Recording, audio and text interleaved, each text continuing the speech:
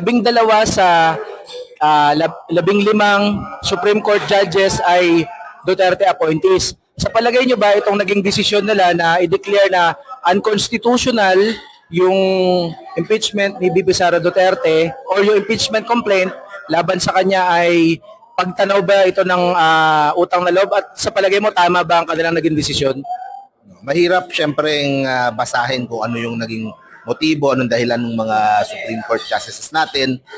Sa akin lang natutuwa ako na nagsasalita na yung ibang mga senador, sinasabi nila na hindi pwedeng panghimasukan, diba, ng ibang branch of government yung impeachment. Dahil sa konstitusyon natin, yan ay nakaatang lamang sa Senado.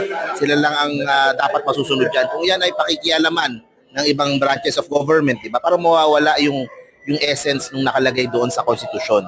So hindi ako legal expert, hindi ako abogado.